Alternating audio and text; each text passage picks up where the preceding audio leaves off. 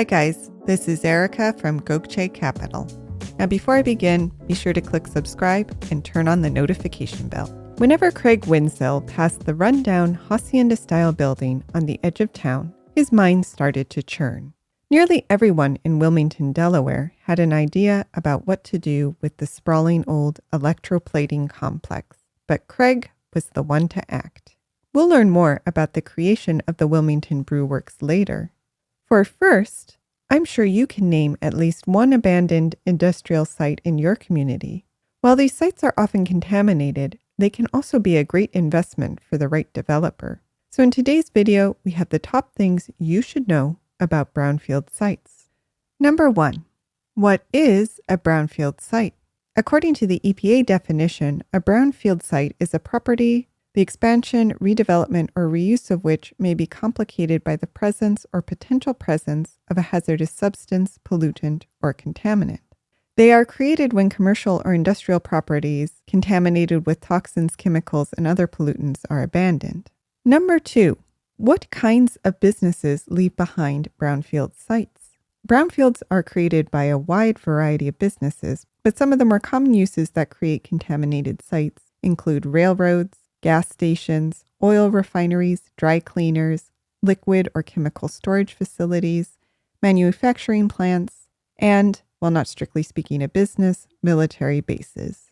Number 3. What resources are there to help remediate brownfield sites? Well, at a national level, the EPA has a Brownfield Program. This is a program that is designed to help states and communities clean up contaminated properties. The Brownfields Program provides direct funding for brownfields assessment, cleanup, revolving loans, environmental job training, technical assistance, and research. Many of the programs are directed toward federal and state agencies, but the assessment grants and revolving loan fund grants are also available to developers looking to clean up privately owned sites. Number 4. What are the pros of investing in a brownfield site? One of the biggest draws is that brownfield sites are often large and located in popular areas. The price will also be lower and often negotiable given the environmental risks. Therefore, for someone who understands how to work with these sites, they can be a great deal.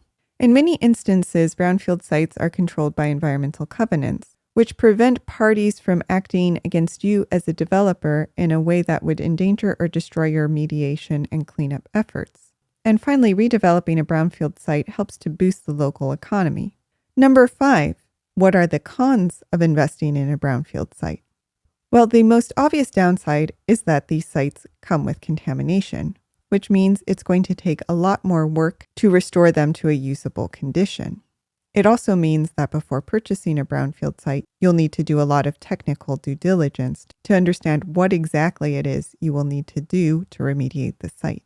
And the other major issue is that brownfield sites always come with unknown risks. Even the most thorough due diligence process may miss something that will later be uncovered while you are remediating the site and could potentially add significant costs to the cleanup. Number 6, what are the steps involved in the brownfield site redevelopment process? Well, as you can imagine, brownfield redevelopment is an extensive process. Every site is a little bit different. However, at a high level, here are the general steps in redeveloping a brownfield. The first is to carefully evaluate and appraise the property. You'll need to understand the damage that has been done and what it's worth. A big part of the evaluation process involves commissioning an environmental site analysis. This is a multi-step process that involves understanding what contamination is on the site and what steps will need to be done to remediate it.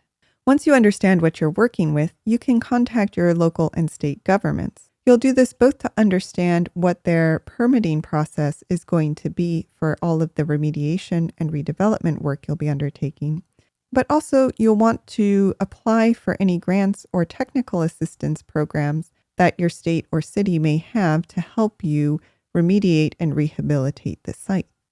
You'll also want to consider applying for the EPA Brownfield Program. Once you've completed your full assessment of the site, you'll want to negotiate the best price possible. And finally, you'll purchase the site and remediate it. Number 7.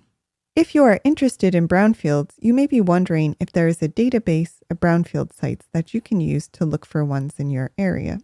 Unfortunately, there is no federal database, but your state or local government may maintain a list of sites in the area.